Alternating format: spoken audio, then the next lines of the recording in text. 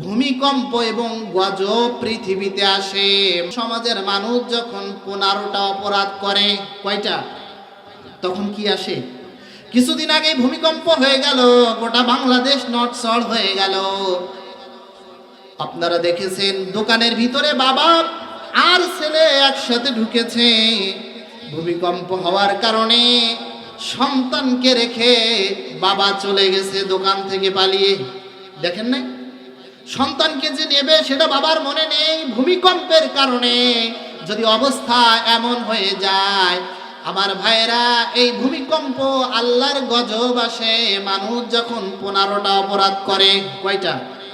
আমার বাবা হলো আদ্দজাহানের খলিফা, একটা মাত্র জামা, একটা মাত্র জুব্বা আমার বাবার। জুমার দিন যখন আমার বাবা এই জামাটা পরিষ্কার করতে দেয়, আমি আব্দুল্লাহ বারবার দেখি আমার বাবা মাঝে মাঝে চেক করে রোদ্রে যে জামাটা শুকিয়েছে কিনা, আজানের আগেই আমার জুব্বাটা শুকাবে কিনা। আমি এই দৃশ্যটা দেখে আমি সন্তান হিসেবে আমার কলিজা মানে না। তোমাকে যে আমি 1 মাসের অগ্রিম বেতন দেব, এই 1 মাস তুমি যে বেঁচে থাকবা তার গ্যারান্টি দেয়া লাগবে। হযরতে ওমর রাদিয়াল্লাহু আনহু চিঠিটা পেয়ে চোখের পানি ফেলে কাঁদে আর ডাক দিয়ে বললেন, বেলাল রে, তুমি আমার অন্তরের চক্ষু খুলে দিয়েছো ও বেলাল। সন্তান বলতেছে, মা ঠিক আছে, আপনার জন্য ফ্যানের ব্যবস্থা করব। এবার মা বলতেছে, শোন, ফ্যানের কথা কেন বললাম তা তো তুই শুনলি না। বলে, মা কেন বললে? আসলেই তো তাই, বলেন কেন বলেছেন ফ্যানের কথা? মা বলতেছে, কলিজার টুকরা সন্তান, 10 মাস 10 দিন তোকে আমি কষ্ট করে গর্ভে ধারণ করেছি, আজকে তুই আমাকে ফেলে রেখে গেছিস। কোরআনে কারীম জানিয়েছে, ওয়া নুরিদু আন নামুন্না আলাল্লাযীনা ইসতুদঈফু ফিল আরদি ওয়া নাজআলাহুম আইম্মাতাও ওয়া নাজআলাহুমুল ওয়ারিসিন। 20 নম্বর পারা 4 নম্বর পৃষ্ঠার 14 নম্বর লাইন, 28 নম্বর সূরা, সূরাটির নাম সূরাতুল কসস, আয়াত নম্বর 5। তাফসিরে ফি জিলালিল কোরআন থেকে বলছে আল্লামা সাইয়্যিদ কুতুব শহীদ রাহমাতুল্লাহ আলাইহি জেলখানায় বসে যে তাফসিরটা লিখেছিলেন, আল্লাহ পাক বলেন, এই আয়াতে আল্লাহ রাব্বুল আলামিন ঈমানদারদেরকে সুসংবাদ জানিয়ে দিচ্ছেন, যারা দিন বিজয়ের জন্য কষ্ট করেছে, যারা দিন কায়েমের জন্য জেল খেটেছে, যারা দিন কায়েমের জন্য ফাঁসির মঞ্চে ঝুলেছে, এক কথায় যারা তাদের জীবন কুরবানি করে কোরআনের পথে সময় ব্যয় করেছে, আল্লাহ রাব্বুল আলামিন এই আয়াতে তাদের সুসংবাদ জানিয়ে দিয়েছেন। সুবহানাল্লাহ। কোন কি সুসংবাদ দিয়েছেন শুনুন। 4টা সুসংবাদের কথা আল্লাহ রাব্বুল আলামিন আয়াতে কারিমায় বলেছেন, ওয়া নুরিদু আন নামুন্না আলাল্লাযীনা ইসতুদঈফু ফিল আরদ। আল্লাহ বলেন, জমিনের ভিতরে যারা কষ্ট পেয়েছে, জমিনের ভিতরে যারা জুলুমের শিকার হয়েছে, আমি আল্লাহ রাব্বুল আলামিন 1 নাম্বার হলো তাদের অনুগ্রহ করব, দয়া করব। বলেন সুবহানাল্লাহ। and make them kind, সকল দয়া আমি আল্লাহ তাআলা তাদের জন্য করব যারা জমিনের ভিতরে কষ্ট করেছে। 2 নাম্বার হলো ওয়া নাজআলাহুম আইম্মা। আল্লাহ বলছেন, যারা কষ্ট করেছে, ত্যাগ স্বীকার করেছে, তাদের ভিতর থেকে আমি আল্লাহ নেতা বানায়া দেব। সুবহানাল্লাহ। কম কাদের থেকে নেতা বানাবেন? আল্লাহ বলছেন, যারা দিন বিজয়ের জন্য কষ্ট করেছে, যারা ত্যাগ স্বীকার করেছে, যারা জেল জুলুম খেটেছে, মানুষের অত্যাচারের শিকার হয়েছে, তাদেরকে আমি নেতা বানিয়ে দেব। সুবহানাল্লাহ। বাড়ি যাই কয়। এই যে আজকে দেখতে পেলাম দেশনেত্রী বেগম খালেদা জিয়া, তিনি খুবই অসুস্থ, আইসিইউতে হাসপাতালে ভর্তি হয়ে আছে। সকলেই তার জন্য দোয়া করছে, আল্লাহ যেন তাকে সুস্থতার নিয়ামত দান করেন। বলেন আমিন। এই লোকটাকে খুনি শেখ হাসিনা কত জুলুমের শিকার করেছে, এক কাপড়ে তার ঘর বাড়ি ছাড়া করেছে। কথা বলে না কেন? শুধু তাকে না, এদেশের কোন মানুষ তার কাছে নিরাপদে ছিল না। সব থেকে বেশি নির্যাতনের শিকার হয়েছে দেশের আলেমেরা। জোরে বলেন ঠিক কি না? আল্লাহ বলছেন, তুমি যে যাদের পরে নির্যাতন করেছো ওদেরকে আমি ক্ষমতা দান করব, আর তোমাকে আমি দেশ ছাড়া করে দেব। এখন এদেশেও আইন হয়ে গেছে, তার বিরুদ্ধে ফাঁসির অর্ডার হয়ে গেছে। এদেশের মুসলমানেরা সব থেকে বেশি খুশি হবে যদি এই খুনির ফাঁসি কার্যকর হয়। এখন বাংলাদেশের আইন আছে, ফাঁসি থেকে যদি মাপ পাওয়া যায় তাহলে আইনের ধারা অনুযায়ী একটা কাজ যদি শেখ হাসিনা করতে পারে তাহলে তার ফাঁসি হবে না। সেটা হলো যদি সে গর্ভবতী হয়। কি হয়? বাংলাদেশের আইনে আছে যদি গর্ভবতী থাকে তাহলে তার ফাঁসির আইন কার্যকর করা যাবে না। কিন্তু বয়স যা হয়ে গেছে, দিল্লিতে চলে গেলেও তো এখন আর কাজ হবে না। কথা বলছেন না? আল্লাহ বলছে যারা জুলুমের শিকার হয়েছে, নির্যাতনের শিকার হয়েছে, তাদেরকে আমি ক্ষমতা দান করব। 3 নাম্বার হলো ওয়ানাজআলাহুমুল ওয়ারিসিন, আমি আল্লাহ রাব্বুল আলামিন তাদেরকে উত্তরাধিকারী বানায়া দেব। সূরা কসাসের 6 নম্বর আয়াতে আল্লাহর চমৎকার করে বলেছেন, যারা নির্যাতনের শিকার হয়েছে আমি আল্লাহ রাব্বুল আলামিন তাদেরকে ক্ষমতায় বসিয়ে দেব। কোন সূরা? সূরা কসাস আয়াত নম্বর 5-6। আমি সব ডকুমেন্ট দিয়ে বলবো, পারা, পৃষ্ঠা, লাইন, আয়াত, সূরা। আপনি যদি বলতে পারেন হুজুর এই কথাটা কোরআনে নেই, তাহলে আমি কথা বলা বন্ধ করে দেবো, সমস্যা নেই। কিন্তু কোরআন হাদিসে যদি কথা থাকে সে কথা বলতে হবে। আপনার বিরুদ্ধে গেলেও বলতে হবে, আপনার বাপের বিরুদ্ধে গেলেও বলা লাগবে। প্রিয় ভাইরা আমার, আল্লাহ বলছেন ওয়াতিলকাল আইয়ামু নুদাবিলুহা বাইনান নাস, সময়ের পরিবর্তন, যুগের পরিবর্তন আমি আল্লাহ তাআলা নিজেই ঘটিয়ে দেই। গরমকালে পরিবেশ থাকে একরকম, এখন শীতকালের পরিবেশ আরেক রকম। কথা বলছেন এখন? সবাই যে সোয়েটার পরে এসেছেন, কান বেঁধে এসেছেন শীতের ভয়ে। কিসের ভয়ে? এই যে শীতের আগে ছিল গরম, আবার শীত চলে যাবে, আসবে গরম। অনেকে মনে করে ক্ষমতায় বসেছি, 41 সাল পর্যন্ত টার্গেট দিয়ে বসে আছে। আল্লাহ বলছেন সময় যখন হবে ইঁদুর পালানোর গর্ত পাবে, তুমি পালানোর গর্ত খুঁজে পাবে না। আল্লাহ বলছেন যারা জমিনে রক্ত ঝরিয়েছে তাদের আমি ক্ষমতা দেব। ওয়াতিলকাল আইয়ামু নুদাবিলুহা বাইনান নাস, সময়ের পরিবর্তন, যুগের পরিবর্তন আমি আল্লাহ ঘটায় দেই। তোমরা আলেমদেরকে হুমকি দিয়েছো, আলেমদেরকে ঘর বাড়ি ছাড়া করেছো, সময়ের ব্যবধানে সেই আলেমদেরকে আল্লাহ সম্মানিত করেছে।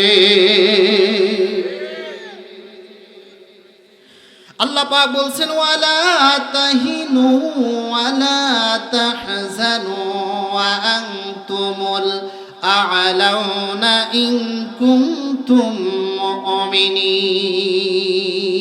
মুমিনিন। 4 নম্বর পারা 6 নম্বর পৃষ্ঠার 11 নম্বর লাইন, 3 নম্বর সূরা আলে ইমরান আয়াত নম্বর 139। আল্লাহ বলেন ওয়ালা তাহিনু ওয়ালা তাহজানু, ভয় করো না, চিন্তিত হয়ো না। যদি মুমিন হতে পারো, যদি তোমাদের ঈমান থাকে, আমি আল্লাহ রাব্বুল আলামিন তোমাদের বিজয় দান করব। বলেন সুবহানাল্লাহ।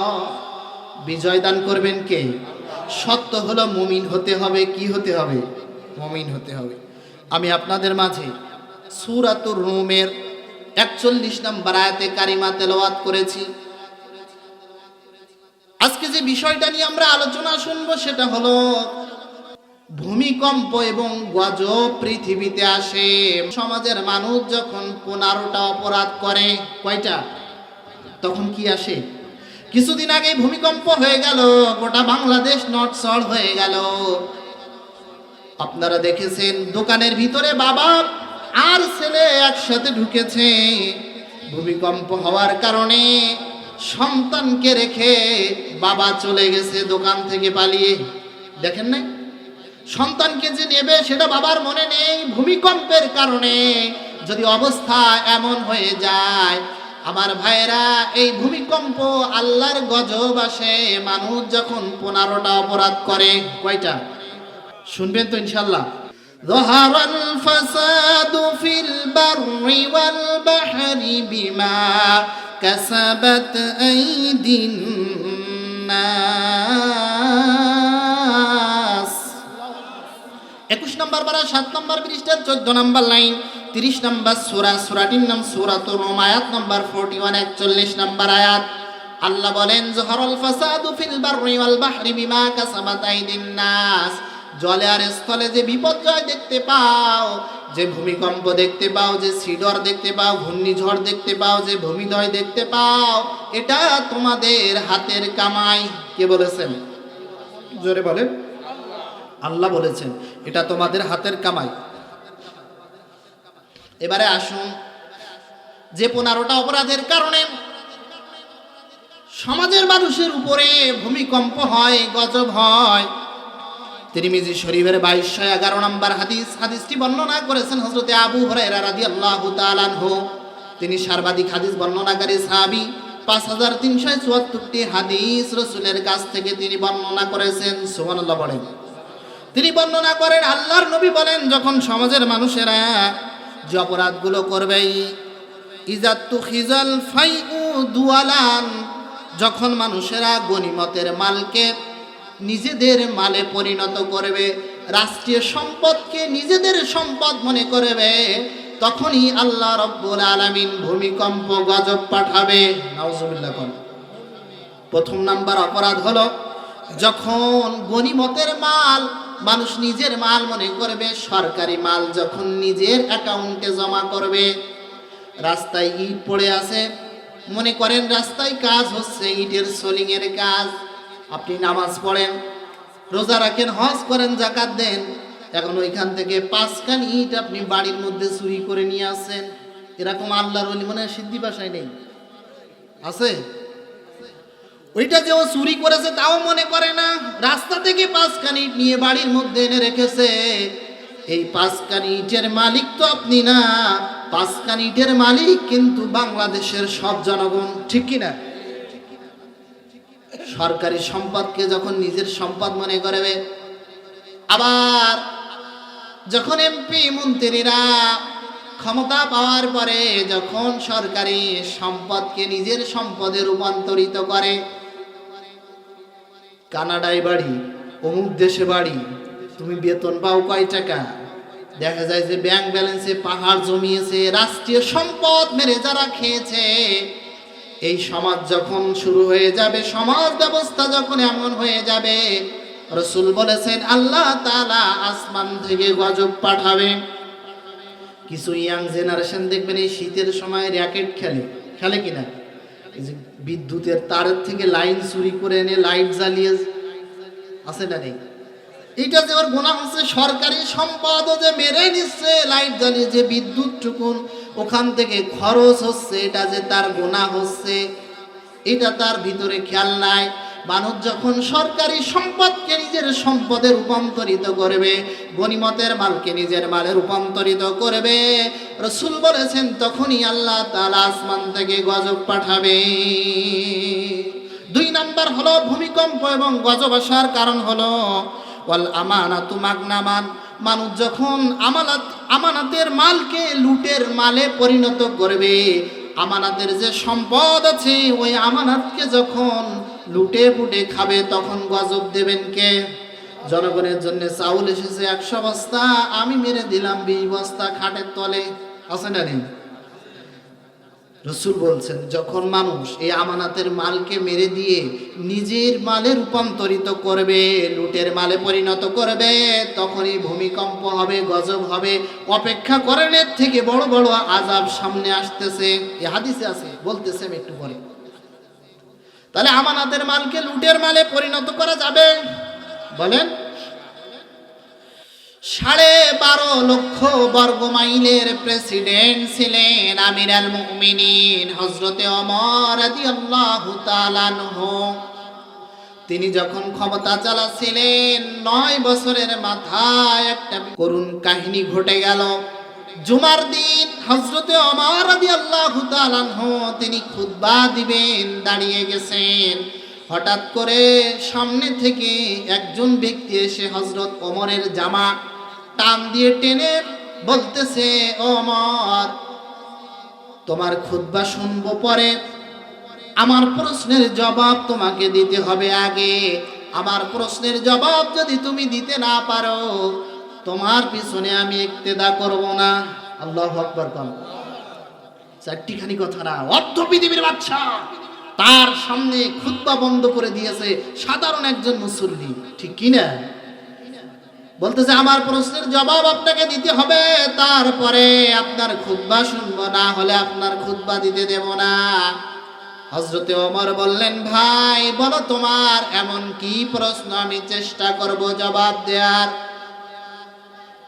লোকটা বলতেছে, বাইতুল মাল থেকে একটা জুব্বার কাপড় পাওয়া গেছে, অনেকেই জুব্বার কাপড়ের অংশটা পেয়েছে, আমি নিজেও পেয়েছি, কিন্তু এই জুব্বার কাপড় দিয়ে একটা লম্বা পাঞ্জাবি, লম্বা জুব্বা হয় না এক কাপড়ে। কিন্তু আপনার শরীরে যে পোশাক, যে জুব্বা আপনি পরেছেন, এত লম্বা জুব্বা আপনি পেয়েছেন কোথায়? বাইতুল মালের জামাকে আপনি চুরি করে নিয়েছেন। কার সামনে বলতেছে? প্রেসিডেন্টের সামনে। আমার কথা বুঝতেছেন? হযরত ওমর রাদিয়াল্লাহু আনহু কেঁদে ফেললেন, কারণ ওমরকে চোর বলা হলো। চোখ দিয়ে দরদর করে পানি পড়তেছে হযরত ওমরের।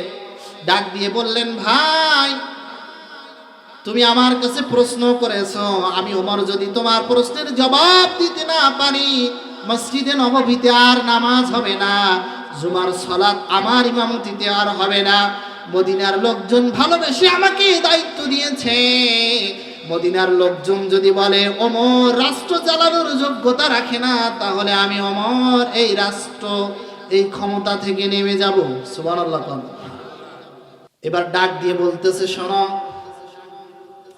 তুমি যে আমাকে প্রশ্ন করেছো লম্বা জুব্বাটা আমি কোথায় পেলাম, এই প্রশ্নের জবাব আমি দেব না। এই প্রশ্নের জবাব দিবে আমার কলিজার টুকরা সন্তান আব্দুল্লাহ। সুবহানাল্লাহ পড়েন। ওমরের ছেলে আব্দুল্লাহ দাঁড়িয়ে গেল, সমস্ত মুসাল্লিদেরকে সালাম দিলেন, আর বললেন যে আমার বাবার জুব্বা লম্বা হওয়ার কারণটা শোনো। আব্দুল্লাহ রাদিয়াল্লাহু আনহু দাঁড়িয়ে, সমস্ত সাহাবীরা বসা নিচু, মসজিদে নববী কানায় কানায় পরিপূর্ণ। ওমর দাঁড়িয়ে আছে আসামির কাঠগড়ায়, ওমরের চোখে পানি, কারণ তাকে চোর বলা হয়েছে। ওমর বলছে, আমি চোর না, কেন আমার জুব্বা লম্বা হলো এর ব্যাখ্যা দিবে আমার সন্তান আব্দুল্লাহ। সুবহানাল্লাহ। ওমর রাদিয়াল্লাহু তাআলা আনহু দাঁড়িয়ে আছেন, ছেলে আব্দুল্লাহ সালাম দিয়ে বললেন, উপস্থিত মুসাল্লিরা তাহলে শোনেন, আমার বাবার জুব্বা লম্বা হওয়ার কারণটা কি? আমার বাবা হলো আদ্দজাহানের খলিফা, একটা মাত্র জামা, একটা মাত্র জুব্বা আমার বাবার। জুমার দিন যখন আমার বাবা এই জামাটা পরিষ্কার করতে দেয়, আমি আব্দুল্লাহ বারবার দেখি আমার বাবা মাঝে মাঝে চেক করে রোদ্রে যে জামাটা শুকিয়েছে কিনা, আজানের আগেই আমার জুব্বাটা শুকাবে কিনা। আমি এই দৃশ্যটা দেখে আমি সন্তান হিসেবে আমার কলিজা মানে না, কিন্তু কি করব, আমি আব্দুল্লাহ, আমার বাবাকে জুব্বা কিনে দেওয়ার মতন সাধ্য আমার নাই। উপস্থিত মুসাল্লিরা, আমার মায়ের কাছ থেকে 100 দিরহাম আমি সংগ্রহ করেছিলাম, একটা উট কিনেছিলাম। এই উটটা ছিল জীর্ণ শীর্ণ, একেবারে পাতলা। উটটাকে আমি 1 বছর দেখাশোনা করে কোরবানির হাটে যখন বিক্রি করতে নিয়ে গেলাম, মোটা তাজা করে যখন বিক্রি হচ্ছিল, আমার বাবা খলিফাতুল মুসলিমিন হযরতে ওমর রাদিয়াল্লাহু আনহু মুখ ঢেকে ওই বাজারে গিয়ে নিজের পরিচয় লুকালেন। তার সন্তানকে বললেন, তোমার এই উট কত বিক্রি করবে? বলে 200 দিরহাম। ওমর চলে এসেছে, কিছুক্ষণ পরে আবার যে দেখে সেই উট আর ওখানে নাই। সন্তানকে ডাক দিয়ে বলতেছে, এবার মুখ খুলে বলতেছে, বাবা তোমার উটটা কি বিক্রি হয়ে গেছে? বলে হ্যাঁ বাবা। বলে কত টাকায় বিক্রি করেছো? বলে 200 দিরহাম। বলে কিনেছো কত?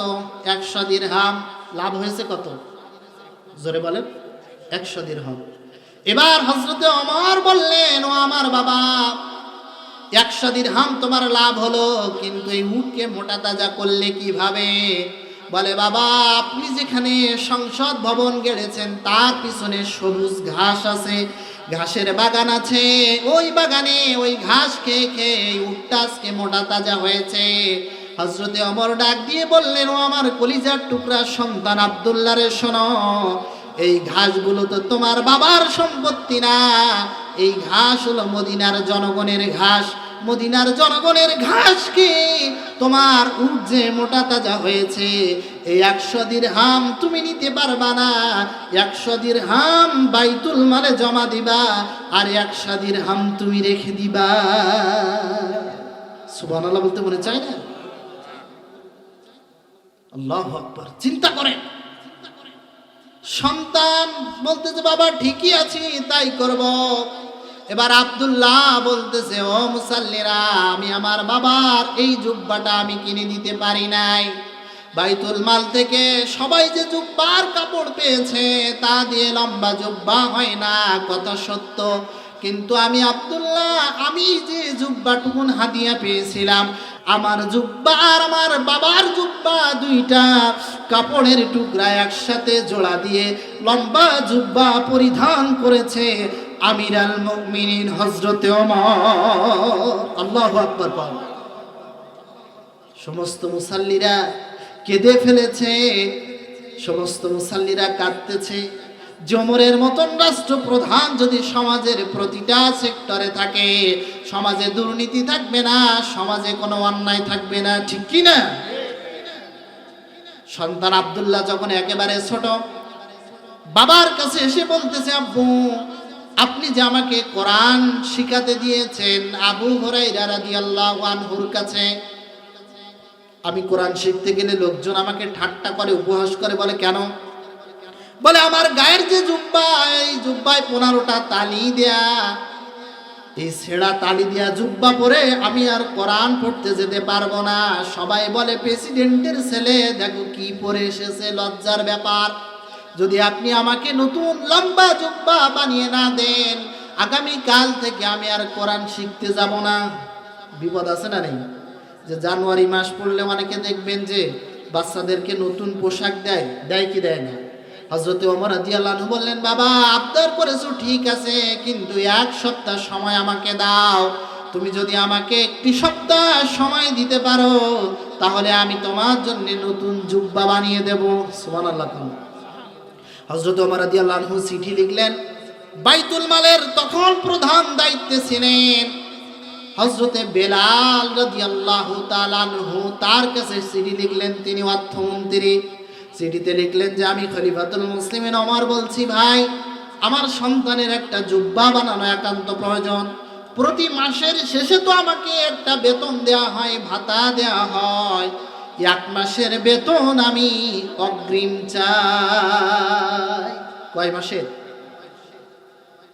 বেলাল রাদিয়াল্লাহু আনহু চিঠি পেয়ে মুস্কি হাসলেন, আর চিঠির উল্টা পিঠে 2টা ঐতিহাসিক কথা লিখেছেন, যেটা হযরত ওমরের হৃদয়ে নাড়া দিয়েছে। আল্লাহু আকবার। কয়টা কথা লিখেছে? 2টা। এ বেলাল রাদিয়াল্লাহু আনহুর সম্মান কেমন! রাসূল যখন মেরাজে গেলেন, মেরাজ থেকে ফিরে এসে ডাক দিয়ে বললেন, ও বেলাল আমার কাছে আসো। বেলাল রাদিয়াল্লাহু আনহু রাসূলের কাছে আসলেন। এবার নবীজি বললেন, বেলাল দুনিয়াতে এমন কি আমল তুমি করো? আমি যখন আসমানে পরিভ্রমণ করছিলাম, তখন তোমার পায়ের আওয়াজ আমার কানে চলে এসেছে। হযরতে বেলাল বললেন, হুজুর তেমন কোনো আমল তো আমি করি না, তবে একটা আমল আমি ছাড়ি না। রাসূল বললেন, বলো কি আমল? হযরতে বেলাল রাদিয়াল্লাহু আনহু বললেন, হুজুর আমি কখনো অপবিত্র অবস্থায় থাকি না, ওযু চলে গেলে আবার ওযু করি, আর ওযু করেই আমি 2 রাকাত নামাজ আদায় করি। হযরতে বেলাল রাদিয়াল্লাহু আনহু চিঠির উল্টা পিঠে কয়টা কথা লিখেছেন? 2টা। 1 নাম্বার কথা হলো, ওমর 1 মাসের বেতন যে অগ্রিম নিবা, তোমাকে গ্যারান্টি দিতে হবে এই 1 মাস মদিনার জনগণ তোমাকে ক্ষমতায় রাখবে, গ্যারান্টি দেয়া লাগবে। কথা বুঝেছেন? 2 নাম্বার হলো, তোমাকে যে আমি 1 মাসের অগ্রিম বেতন দেব, এই 1 মাস তুমি যে বেঁচে থাকবা তার গ্যারান্টি দেয়া লাগবে। হযরতে ওমর রাদিয়াল্লাহু আনহু চিঠিটা পেয়ে চোখের পানি ফেলে কাঁদে আর ডাক দিয়ে বললেন, বেলাল রে, তুমি আমার অন্তরের চক্ষু খুলে দিয়েছো। ও বেলাল, মদিনার জনগণ ক্ষমতায় রাখবে কি রাখবে না এর গ্যারান্টি নাই, তবে না হয় রাখলো, কিন্তু তুমি যে দ্বিতীয় প্রশ্ন করেছো যে আমি 1 মাস বেঁচে থাকবো, এই গ্যারান্টি তো আমি ওমর দিতে পারবো না। আল্লাহু আকবার। কোন প্রিয় ভাইরা আমার, তাহলে ভূমিকম্প গজব আসে যখন আমানতের মাল লুট করা হবে, তখন ভূমিকম্প গজব আসবে। এবার 3 নাম্বার, যাকাতু মাকরামান, মানুষ যখন যাকাতকে জরিমানা মনে করবে, রাসূল বলেছেন তখন ভূমিকম্প আসবে, গজব আসবে। গজব দিবেন কে? যাকাতকে মানুষ জরিমানা মনে করে কি করে না? কেউ দেখবেন সহজে এখন আর যাকাত দিতে চায় না। যাকাতের বিধান ফরজ। যাকাতের বিধান কি? ফরজ। যখন মানুষ যাকাতকে জরিমানা মনে করবে, রাসূল বলছেন তখন ভূমিকম্প হবে, ভূমিধস হবে, ঘূর্ণিঝড় হবে, বিভিন্ন প্রকার গজব চলে আসবে। 4 নাম্বার, অতুল্লিমা লিগাইরিদ্দিন, যখন দ্বীনের শিক্ষা ব্যবস্থা থাকবে না, কোরআনের শিক্ষা ব্যবস্থা যখন সমাজে থাকবে না, কোরআন বিরোধী শিক্ষা ব্যবস্থা যখন সমাজে চালু হবে, তখন গজব আসবে। বলেন তো এই দেশে কি কোরআনের শিক্ষা ব্যবস্থা আছে? বরঞ্চ আমরা দেখেছি যে প্রাইমারি লেভেলগুলোতে মাঝে গানের শিক্ষক নিয়োগ দেওয়ার জন্য পায়তারা করেছিল। কথা বলেন না কেন? পরে ফিরে এসেছে। আমার ভাইরা, এই প্রাইমারি লেভেলগুলোতে যদি কোরআনের শিক্ষা থাকতো, আপনার আমার বাচ্চাগুলো ছোটবেলায় কোরআন শিখতে পেত। দেখা যায় বাচ্চাদের কোরআন শিক্ষার জন্য আলাদা প্রাইভেট দেয়া লাগে, লাগে কি লাগে না? কিন্তু প্রাইমারি লেভেলে যদি কোরআনের একটা সাবজেক্ট থাকতো, কোরআন শিক্ষার ব্যবস্থা থাকতো, তাহলে অনেক অভিভাবক অন্তত বেঁচে যেত আর সন্তানকে একজন দিনদার সন্তান হিসেবে গড়ে তুলতে পারত। প্রিয় ভাইরা আমার, 5 নম্বর হলো ওয়াতারজুলু ইমরাতাহু। রাসূল বলেছেন যখন পুরুষরা নারীর আনুগত্য করবে, তখন আসমান থেকে ভূমিকম্প হবে, আসমান থেকে গজব হবে, জমিনে ভূমিকম্প হবে, ভূমিধস হবে। যখন পুরুষেরা কাদের আনুগত্য করবে? নারীর। কার বলেন? স্ত্রীর আনুগত্য করবে, স্ত্রীর কথায় উঠবে বুঝবে, তাই ছাড়া তো আর উপায় নেই। আছে কি? যে বাদশা হাজ্জাজ বিন ইউসুফ ঘোষণা দিয়েছিল, আমার রাজ্যে যারা বউ ভয় করো তারা চলে আসো, সবাই চলে, বউ যারা ভয় করো আর যারা করো না তাদেরকে আমি একটু দেখতে চাই। এখন সবাই এক পাশে লাইনে দাঁড়িয়েছে আর একজন এক পাশে দাঁড়িয়েছে। যে পাশে সংখ্যা বেশি হাজ্জাজ বিন ইউসুফ বলতে, তোমরা কি বউরে ভয় পাও না? ওরা বলতেছে আমরা বউরে ভয় পাই।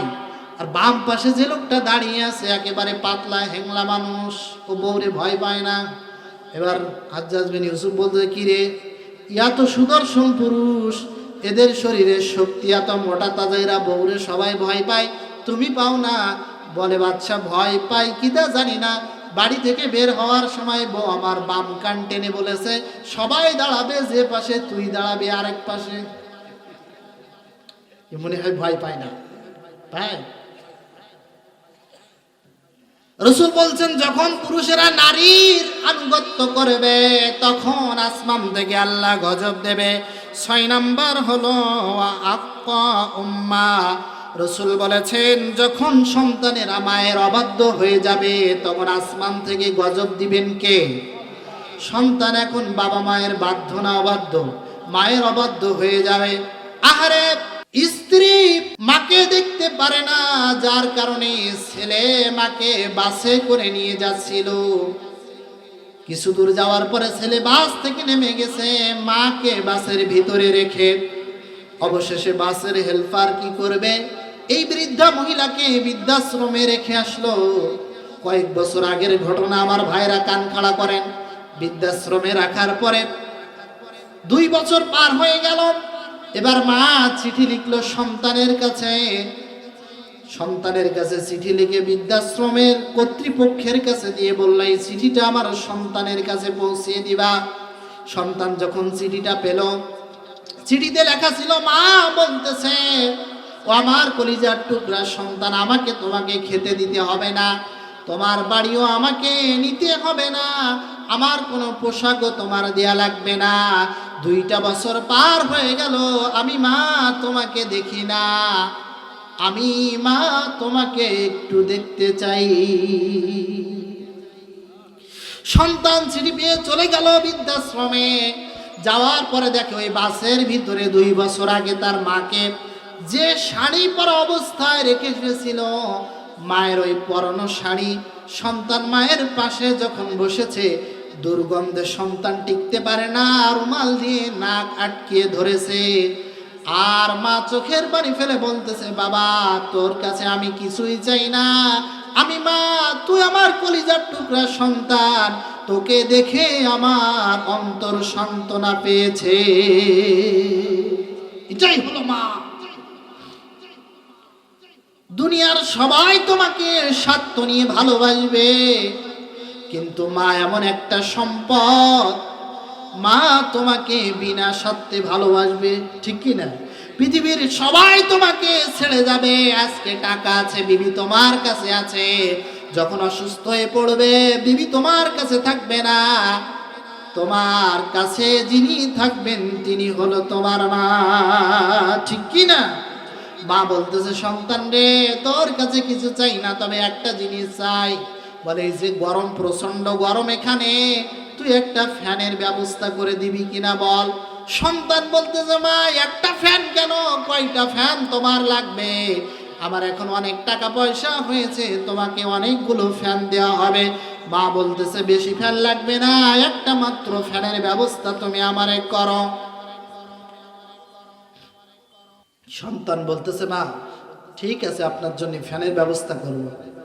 এবার মা বলতেছে, শোন, ফ্যানের কথা কেন বললাম তা তো তুই শুনলি না। বলে, মা কেন বললে? আসলেই তো তাই, বলেন কেন বলেছেন ফ্যানের কথা? মা বলতেছে, কলিজার টুকরা সন্তান, 10 মাস 10 দিন তোকে আমি কষ্ট করে গর্ভে ধারণ করেছি, আজকে তুই আমাকে ফেলে রেখে গেছিস, একদিন তোর সন্তানেরাও তোকে ফেলে রেখে আসবে। আজকে বৃদ্ধাশ্রমে আমি আছি, গরমে আছি, একটা ফ্যানের ব্যবস্থা তুই যে আমাকে করবি, এই ফ্যান আমার জন্য না, এই ফ্যান হলো তোর জন্য, ঠিক কি না? আপনি বাবা মায়ের সাথে যেমন আচরণ করবেন, আপনার সন্তানও আপনার সাথে তেমন আচরণ করবে। এজন্য রাসূল বলেছে, যখন সন্তানেরা মায়ের অবাধ্য হয়ে যাবে, তখন ভূমিকম্প হবে, ভূমিধস হবে, আল্লাহর পক্ষ থেকে গজব আসবে। 7 নাম্বার, ও আদনা সদীকাহু, বন্ধুদেরকে কাছে টেনে নেবে, নিকট আত্মীয়কে দূরে ফেলে দেবে। এগুলো মনে হয় সমাজে হচ্ছে না? হচ্ছে কি? বন্ধুদেরকে কাছে টেনে নেবে আর নিকট আত্মীয়কে দূরে ফেলে দেবে। 8 নাম্বার হলো আকসাবাহু, রাসূল বলেছেন বাবাকে দূরে ঠেলে দিবে। নবীজি বলেছেন, রিদা রাব্বি ফি রিদাল ওয়ালিদি ওয়া সাখতু রাব্বি ফি সাখতিল ওয়ালিদি। বাবা মা যদি সন্তানের উপরে সন্তুষ্ট থাকে, আল্লাহ রাব্বুল আলামিন ওই সন্তানের উপরে সন্তুষ্ট হয়ে যাবেন। আর বাবা মা যদি সন্তানের উপরে অসন্তুষ্ট থাকে, আল্লাহ রাব্বুল আলামিন অসন্তুষ্ট হয়ে যাবেন। এজন্য বাবা মার খেদমত করার দরকার আছে না নাই? সেবা করার দরকার আছে না নাই? স্ত্রীর উপরে ফেলিয়ে রাখবেন না। বাবা মায়ের খেদমত করা আপনার উপরে ফরজ, আপনার স্ত্রীর উপরে না। কথা ভালো করে শোনেন। আপনার স্ত্রী যদি আপনার বাবা মাকে দেখাশোনা করে, এটা তার ব্যাপার, কিন্তু আপনি সন্তান, আপনার উপরে ফরজ হলো তাদের দেখাশোনা করা, খেদমত করা, ঠিক কি না?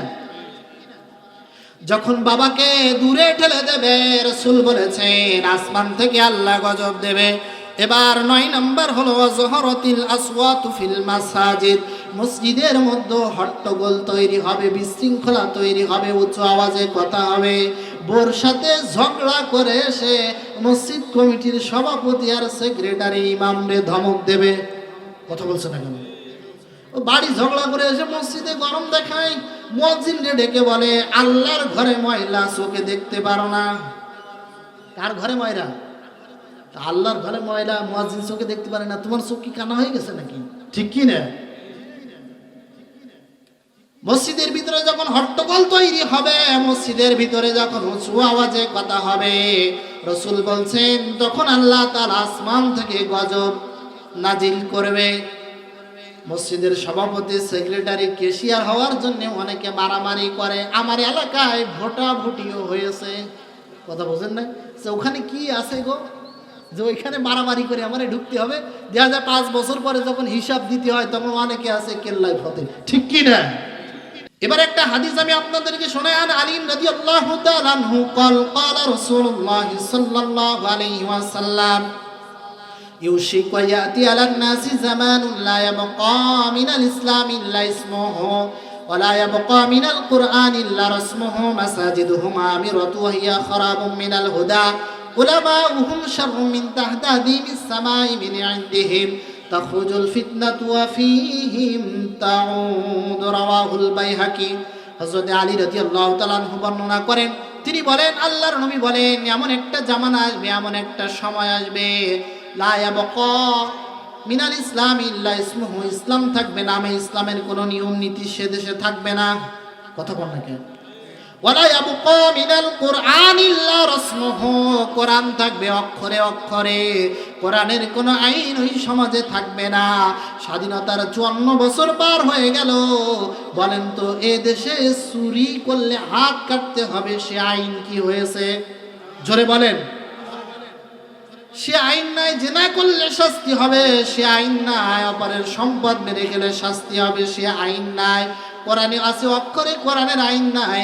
কোরআনের আইন যদি সমাজে থাকতো তাহলে এই সমাজটা জান্নাতের বাগান হয়ে যেত। ঠিক কিনা?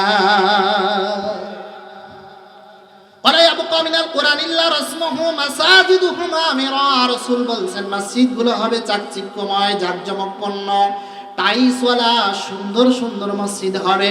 মানুষ এলাকার ভিতরে মসজিদ বানানোর জন্য প্রতিযোগিতা করবে। ওয়াহিয়া খরাবুম মিনাল হুদা, কিন্তু এই মসজিদের ভিতরে কোনো হেদায়েত থাকবে না। ঠিক কি না?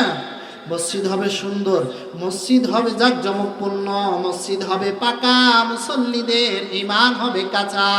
রাসূলের জামানায় মসজিদ ছিল কাঁচা, মুসল্লিদের ঈমান ছিল পাকা। আর এখন দেশের মসজিদগুলো হয়েছে পাকা, মুসল্লিদের ঈমান হয়েছে কাঁচা। ফজরের সময় মুয়াজ্জিন যখন বলে হাইয়া আলাস সালাহ, কম্বলের তলে অনেক আল্লাহর ওলি আছে বলে এই অর্থ ইমাম আর মুয়াজ্জিন দিয়ে সালাম। কথা কোন নাকি? ওয়াহিয়া খারাবুম মিনাল হুদা উলামাহুম শাররুম মিন তাহতাদিমিস সামাই মিন ইনদিহিম। রাসূল বলেছেন ওই জামানায় আলেমরা জাতির কাছে সব থেকে বেশি নিকৃষ্ট হবে, ঘৃণার পাত্র হবে। তাখরুজুল ফিতনাতু ওয়া ফীহিম তাউদ। আর কিছু ব্যক্তি আছে যারা ফিতনা ছড়াবে, কিন্তু ফিতনা তাদের দিকেই ঘুরে আসবে। আমার ভাইরা, তাহলে 9 নম্বর হলো মসজিদের ভিতরে যখন হট্টগোল হবে তখন গজব দেবেন কে? আমি বলেছিলাম কয়টা অপরাধের কারণে জমিনে গজব আসে? কয়টা? 15টা। বলেছি কয়টা? 9টা। এবারে আসুন 10 নম্বর। ওয়াসাদাল কবিলাতু ফাসিকুহুম, গোত্রের নেতা হবে পাপাসার ব্যক্তি। ঠিক কি না? দেখবেন গোত্রের নেতা আমরা তাদেরকে বানাই যারা ফাসিক, যারা পাপাসার, যারা অন্যায়ের সাথে লিপ্ত থাকে, তারা হলো আজকে আমাদের সমাজের নেতা। ঠিক কি না? এই জন্য আমাদের সিদ্ধান্ত নিতে হবে, আগামীর সংসদ হতে হবে আল কোরআনের সংসদ। আগামীর সংসদে যাবে আলেমেরা, আলেমেরা যে কোরআনের কথা বলবে, এই কোরআন দিয়ে আমার দেশ বাংলাদেশ চলবে। আল কোরআনের সংসদ কায়েম হোক, এটার পক্ষে রাজি আছেন কারা কারা? দুহাত তুলে আল্লাহকে দেখিয়ে দেন মুসলমানেরা। প্রিয় ভাইরা আমার, গোত্রের নেতা হবে বাবাচার ব্যক্তি। ওয়াকানা জাইমুল কওমি আরজালাহুম। 11 নাম্বার, রাসূল বলেছেন নিকৃষ্ট মানুষ হবে সমাজের নেতা। সমাজের নেতা হবে কারা? নিকৃষ্ট মানুষ।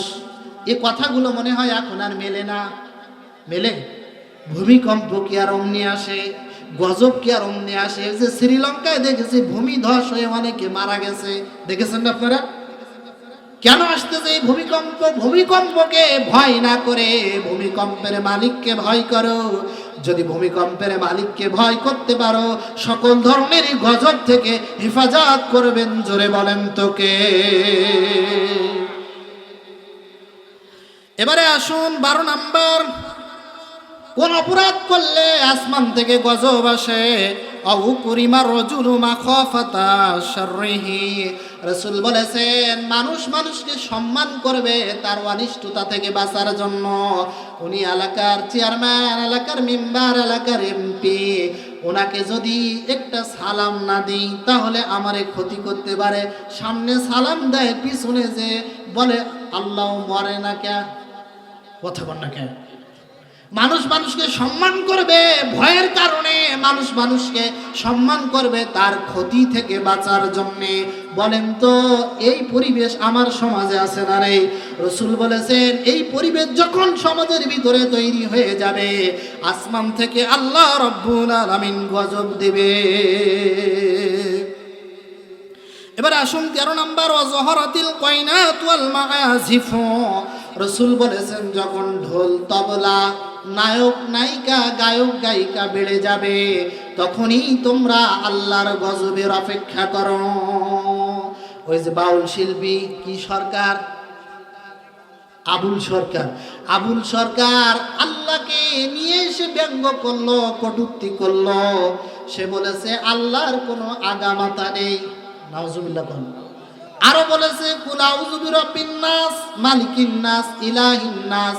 এই যে শেষে নাস, এই সূরা নাসের ভিতরে আল্লাহ নাসার কথা বলেছে। নাউজুবিল্লাহ। কোন এত বড় একটা কথা বললো এই বাউল আবুল সরকার, আর দেশের কিছু মুসলমানেরা ভোট পাওয়ার জন্য আবুল সরকারের পক্ষে স্লোগান দিচ্ছে। কথা কোনটা কেন? আমরা বলতে চাই যারা আল্লাহর বিরুদ্ধে কটূক্তি করবে, যারা রাসূলের বিরুদ্ধে কটূক্তি করবে, আমার বাবার বিরুদ্ধে গালি দাও আমি মেনে নেব। যদি আমার আল্লাহর বিরুদ্ধে গালি দাও, যদি কোরআনের বিরুদ্ধে গালি দাও, যদি রাসূলের বিরুদ্ধে গালি দাও, বাংলাদেশের মুসলমানেরা মেনে নেবে না। প্রিয় ভাইরা আমার, একে শুধু গ্রেফতার নয়, একে ফাঁসি দিয়ে চূড়ান্ত শাস্তি নিশ্চিত করতে হবে। বাউল শিল্পী এক মহিলা বলেছে ওদের বিছানায় না গেলে ওরা আমাদের এই দাওয়াতগুলো কনফার্ম করে না। গান গাও তুমি, গানকে আজকে হালালে রূপান্তরিত করছো। হযরত জাবের রাদিয়াল্লাহু তাআলা আনহু থেকে বর্ণিত হাদিস, আল্লাহর নবী বলেছেন আল গিনা ইনবিতুন নিফাক ফিল কলব কামা ইনবিতুল মাউ যারআ। বাইহাকি শরীফের হাদিস, হযরত জাবের রাদিয়াল্লাহু তাআলা আনহু থেকে বর্ণিত। আল্লাহর নবী বলেন সরিষা খেতে পানি দিলে যেমন সরিষা গাছ বড় হয়, বৃদ্ধি পায়। রাসূল বলেছেন কোন মানুষ যখন গান শোনে তার অন্তরে মুনাফিকি তৈরি হয়। আপনি কয় নাম্বার ইমানদার? মোবাইলটা আমার কাছে দেন, আমি একটু চেক করে দেখি মেমোরিতে হিন্দি গান আছে না বাংলা গান আছে। কথা বলছেন না কেন? অনেকে আছে রাতে ঘুমানোর আগে গান না শুনে ঘুমালে, না শুনে ওর ঘুম আসে না, আছে না কিছু মুসলমান? তোমার মৃত্যু হবে মুনাফিকি মৃত্যু। এই গান থেকে বেঁচে থাকতে হবে, এটা হারাম। গান শোনা সম্পূর্ণরূপে হারাম। কিছু মেয়েরাও গান শোনে, কিছু ছেলেরা, ইয়াং ছেলেরাও কানে ইয়ারফোন দিয়ে, আছে না নেই, রাস্তায় যাচ্ছে কানে ইয়ারফোন, গাড়ির হরেন দিচ্ছে, ওর খবর নেই। কথা বলছো না কেন? তুমি যে গান শোনো, এই গান বাদ্যের কারণে আল্লাহ তাআলা জমিনে গজব দেয়। এই জন্য গান শোনা যাবে না, গান এটা সম্পূর্ণরূপে হারাম। প্রিয় ভাইরা আমার, যখন গান বাদ্য এগুলো বেড়ে যাবে তখন আল্লাহ রাব্বুল আলামিন আসমান থেকে গজব দেবেন। এবারে আসুন 14 নাম্বার, অশুরিবাতিল খুমুর। রাসূল বলেছেন যখন মদ পান বেড়ে যাবে আল্লাহ রাব্বুল আলামিন আসমান থেকে তখন গজব দেবে। কি বেড়ে যাবে? জোরে বলেন। মদ পান বেড়ে যাবে। এই মদের ভিতরে ইয়াবা, গাঁজা আছে না নেই? একজন আমারে বলতে যে হুজুর এত ওয়াজ করেন, গাঁজা খাওয়া তো জায়েজ আছে। বললাম কোথায় আছে? বলে কোরআনে আছে। বলে কোথায়?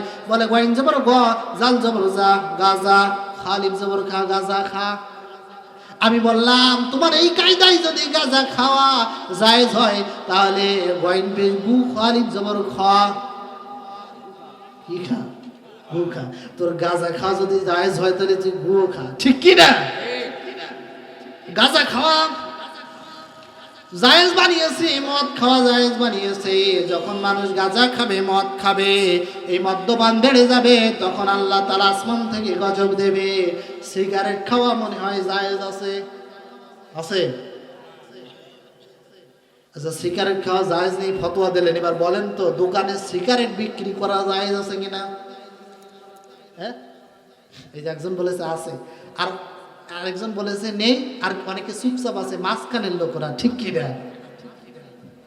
শোনেন, যে জিনিস ব্যবহার করা, যে জিনিস পান করা, যে জিনিস খাওয়া হারাম, তার বেচা কেনা করাও শরিয়াতে কি হারাম। সিগারেট খাওয়া যেহেতু হারাম, এর বেচা কেনা করে এর যে অর্থ আপনি উপার্জন করবেন, ওই উপার্জনটা হালাল হবে না হারাম হবে। এখন আপনি দোকানদার, দোকানে এখন বলবেন হুজুর দোকানে যদি সিগারেট না থাকে বেচা কেনা হবে না, আছে না? বেচা কেনা একটু কম হোক, কিন্তু বরকত দেবেন কে? আল্লাহ তাআলা দেবেন। আপনি সাইনবোর্ড লাগিয়ে দেন যে আমার দোকানে সিগারেট বিক্রি হবে না, আর সব জিনিস বিক্রি হবে। আমার ভাইরা, এই সিগারেট বিক্রি করে মানুষের যে ক্যান্সার হচ্ছে, মানুষ মারা যাচ্ছে, আপনার কারণে যদি একজন মানুষ ক্যান্সারের রোগী হয়, কিয়ামতের দিন মানুষ হত্যাকারীর দায় আপনাকে উঠতে হবে, ঠিক কি না? এই জন্য সিগারেট বিক্রি থেকে দূরে থাকবেন। বলবেন হুজুর আমি না বিক্রি না করলাম, কিন্তু পাশের যে করিম চাচার দোকান আছে ও তো বিক্রি করবে, করুক, সমস্যা কি? আপনার উপার্জনটা করিম কি আপনার কবরে যাবে? বলেন, আপনার হিসাব আপনাকে দিতে হবে। এই জন্য শরী মনে রাখবেন, শরিয়াতের দৃষ্টিতে যে জিনিস খাওয়া, পান করা, ব্যবহার করা হারাম, তার বেচা কেনা করা হারাম। আল্লাহ রাব্বুল আলামিন আমাদের হেফাজত করেন, বলেন আমিন। সিরাজগঞ্জ গিয়েছিলাম মাহফিলে, যাওয়ার পরে মাহফিল শেষ করে দেখি একজন চাচা, লম্বা জুব্বা পরা, মাথায় পাগড়িও আছে। তা আমি যে সালাম দিলাম, হাত বাড়িয়ে দিচ্ছি, ও চাচা করতেছি পিছন দিকে যাচ্ছে। তা আমি বললাম যে খুলনাতে এত কষ্ট করে আসলাম, তোমার সাথে মুসাফা না করে বাড়ি যাব না। তা আমি চাচার দিকে যাচ্ছি, চাচা শুধু পিছনে যায়। এত সুন্দর হুজুর, বুজুর্গ মানুষ। আমি জোরে হাঁটা শুরু করলাম, চাচাও জোরে হাঁটা। এক পর্যায়ে যে চাচারে ধরেছি, হাত বাড়িয়ে দিয়েছি, ডান হাত চাচাও দিয়েছে। আল্লাহ, মুসাফা করার পরে দেখি আমার এই হাতে সিগারেটের আগুনে পুড়ে গেছে চামড়া।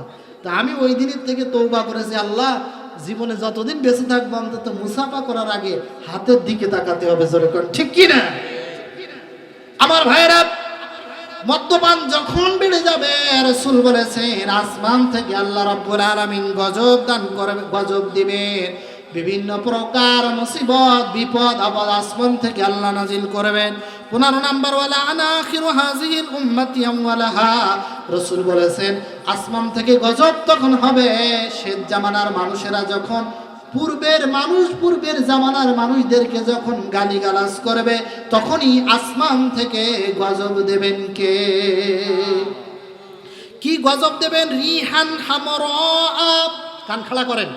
এইবার এই যে 15টা অপরাধের কথা বললাম, এই 15টা অপরাধ করলে গজব আসবে। কি কি গজব আসবে? রিহান হামরা, অগ্নি বাতাস। কি বাতাস? আমরা দেখতে পেতাম এখান থেকে আরো 5-10 বছর আগে খেজুর গাছ কেটেছে চাচা, দুপুরে রৌদ্র, প্রচন্ড রোদ, তারপরও দেখবেন খেজুর গাছ তলায় একটু হেলাম দিয়ে বসে আছে, রৌদ্রের ভিতরেও বলে হুজুর একটা আরামদায়ক বাতাস পাচ্ছি, শান্তির বাতাস। এবার বুকে হাত দিয়ে বলেন তো এখন কি আর এই শান্তির বাতাস আছে? আছে কি? নেই। সব জায়গায় তাপ বেড়ে যাচ্ছে, বাতাসে আগুনের তাপ বেড়ে যাচ্ছে। ওয়াজালজালাতিন, ভূমিকম্প বেড়ে যাবে, ভূমিকম্প হবে। অখসফান ওয়ামাসফান, ভূমিধস হবে, মানুষের চেহারা বিকৃতি হয়ে যাবে, চেহারা পরিবর্তন হবে। অকজফান, পাথর বর্ষণ হবে। রাসূল বলেছে তসবির দানা একটার পর একটা যেমন পড়ে, আল্লাহ রাব্বুল আলামিন একটার পর একটা গজব জমিনে দেবে।